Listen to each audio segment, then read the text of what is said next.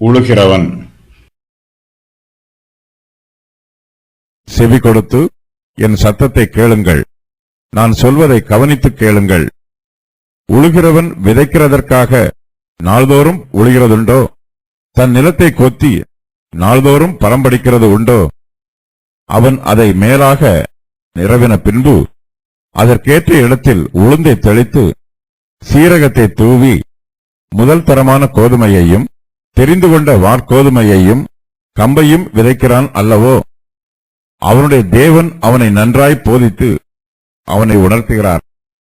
உளுந்து தூலத்தாலே போரடிக்கப்படுகிறதில்லை, சீரகத்தின் மேல் வண்டிலின் உருளை சுற்ற விடப்படுகிறதும் இல்லை. உளுந்து கோலினாலும் சீரகம் மெலாற்றினாலும் அடிக்கப்படும். அப்பத்துக்கு தானியம் இடிக்கப்படும், இடைவிடாமல் அவன் அதை போரடிக்கிறதில்லை. அவன் தன் வண்டிலின் உருளையால் அதை நசுக்குகிறதும் இல்லை, தன் குதிரைகளால் அதை நொறுக்குகிறதும் இல்லை. புதிய ஏற்பாட்டில் இயேசு கிறிஸ்து சுவிசேஷத்தின் சத்தியங்களை ஓமைகளினால் விளக்குவது வழக்கம். அதுபோல ஏசாயா தீர்க்கதரிசியும் ஒரு ஓமையை கையாளுகிறார்.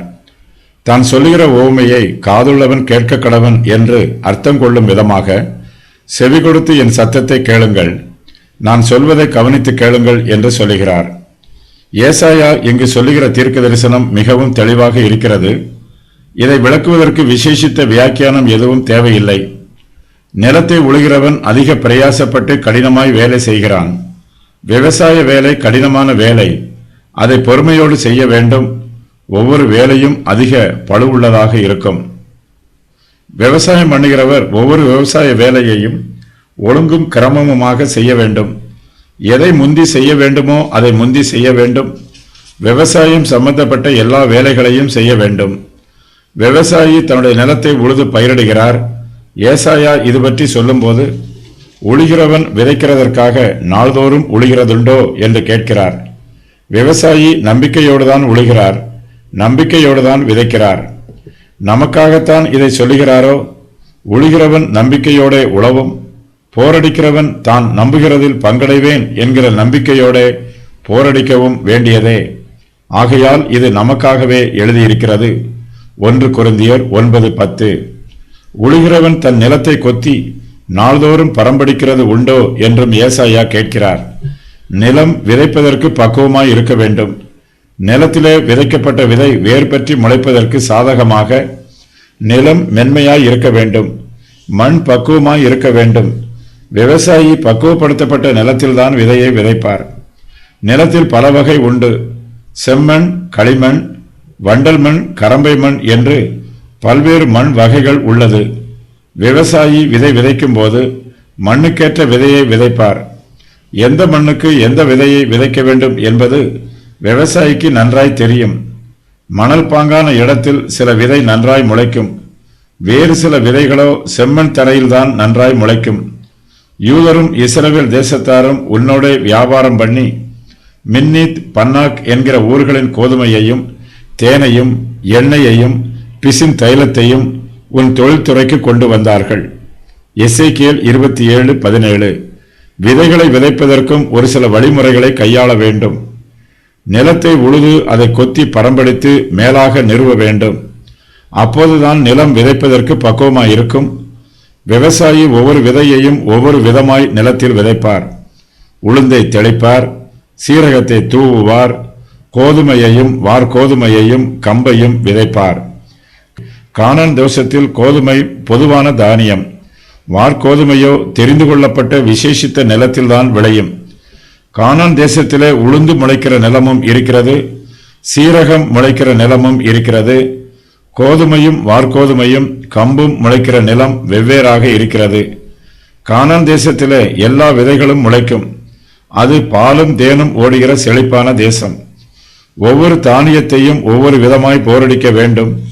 உளுந்தை கோலினால் அடிக்க வேண்டும், சீரகத்தை மெலாற்றினால் அடிக்க வேண்டும். உளுந்து தூலத்தாலே போரடிக்கப்படுகிறதில்லை. சீரகத்தின் மேல் வண்டியின் உருளை சுற்றவிடப்படுகிறதும் இல்லை. சீரகத்தை மெலாற்றினால் மெதுவாக அடித்தாலே போதும், சீரகம் தனியாக பிரிந்து வந்துவிடும். அப்பத்திற்கு பயன்படுத்தப்படும் தானியத்தை இடிக்க வேண்டும். அதை மெலாற்றினால் அடித்தால் அப்பத்திற்கு தேவையான மாவை உண்டு பண்ண முடியாது. கோதுமையை போரடிக்க வேண்டும். ஒரு குறிப்பிட்ட அளவு மாத்திரம் போரடித்தால் போதுமானது. கோதுமையை இடைவிடாமல் போரடிக்க கூடாது. கோதுமை தனியாக பிரிய வேண்டும். இதற்கு எந்த அளவு போரடிக்க வேண்டுமோ அந்த அளவு போரடித்தால் போதுமானது. கோதுமையை போரடிப்பதற்காக அதை வண்டிலின் உருளையால் நசுக்க மாட்டார்கள். குதிரைகளால் அதை நொறுக்கவும் மாட்டார்கள். போரடித்த பின்பு கோதுமையை புடைத்து சுத்தம் பண்ணி அதை இடித்து அப்பத்திற்கு பயன்படும் மாவாக்குவார்கள். விவசாயம் பண்ணுவதும் கடினமானது. கஷ்டப்பட்டு நிலத்தை உழ வேண்டும், கஷ்டப்பட்டு பயிரிட வேண்டும், கஷ்டப்பட்டு எரு போட்டு தண்ணீர் பாய்ச்சி பாதுகாத்து பராமரிக்க வேண்டும். கஷ்டப்பட்டு போரடித்து தானியத்தை தனியே பிரித்து அதை களஞ்சியத்தில் சேர்க்க வேண்டும். விவசாயியினுடைய வேலை இதோடு முடிந்து விடுவதில்லை.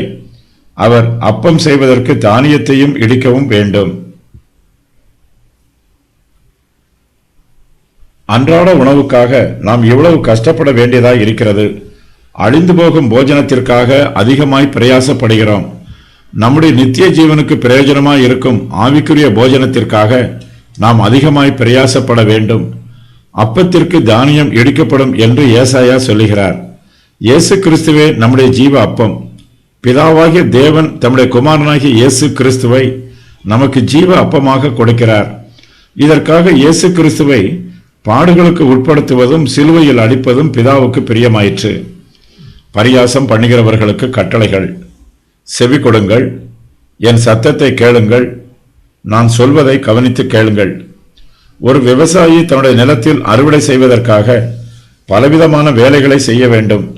விதைப்பது, உழுவது, களை எடுப்பது, நீர் பாய்ச்சுவது, அறுவடை செய்வது என்று விவசாயி பல வேலைகளை செய்ய வேண்டும். விதைக்காமல் உழுது கொண்டே இருப்பதனால் ஒரு பயனும் இல்லை. யூதா மனம் திரும்பும் என்று கர்த்தர் அவர்களுக்காக பல நல்ல காரியங்களை செய்தார். ஆனால் அவருடைய முயற்சிகள் எதுவும் பலனளிக்கவில்லை. ஆகையினால் இப்போது கர்த்தர் அவர்கள் மீது நியாய தீர்ப்பை அனுப்பப் போகிறார். கர்த்தர் மனுஷனுக்கு பல காரியங்களை உணர்த்துகிறார், போதிக்கிறார். மனுஷனுக்கு விவசாயம் மட்டும் அல்லாமல் மேலும் பல தொழில்களையும் போதித்திருக்கிறார். போரடிக்கப்படும் விதம்.